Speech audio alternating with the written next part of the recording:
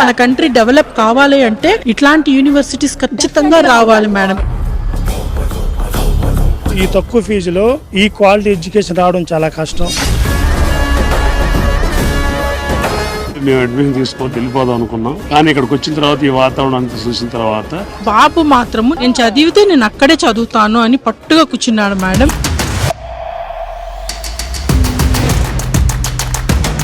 Mahendra Naidu ji, you know, he is representing Marwadi University in South India and we have full confidence on him.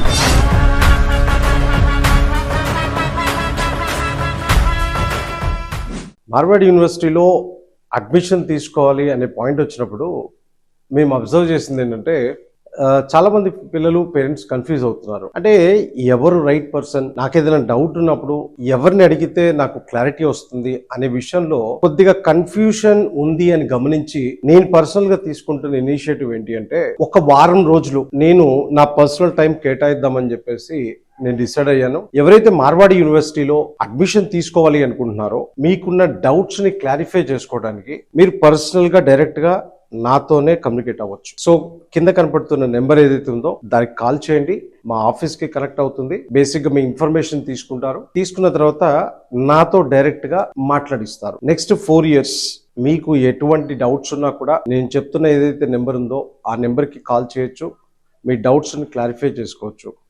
So మీకు తెలిసిందే Marwadi university admissions almost final స్టేజ్కి వచ్చాయి. So కొంతమంది parents students request వల్ల నా personal number share చేయాల్సి వస్తుంది. ఇంకెందుకు ఆలస్యం, నాతోనే డైరెక్ట్ గా మాట్లాడండి. మీ మహేంద్ర నాయుడు, మీకున్న డౌట్స్ ని క్లారిఫై చేసుకొని మీ అడ్మిషన్ ప్రాసెస్ ని కంప్లీట్ చేసుకోండి. మీకోసం ఒక వారం రోజులు నేను స్పెండ్ చేస్తున్నా. తెలుగు రాష్ట్రాల పిల్లలు ఎవరైతే ఉన్నారో ఆంధ్ర అండ్ తెలంగాణ డైరెక్ట్ గా నాతోనే మాట్లాడండి. Good day. తెలుగు ప్రజలు దేన్నైనా నమ్మడం కష్టం. మరి మార్వాడి యూనివర్సిటీ విషయంలో మన తెలుగు రాష్ట్రాల విద్యార్థులు వారి తల్లిదండ్రులు భారీగా నమ్మకం ఉంచుకోవడానికి కారణాలు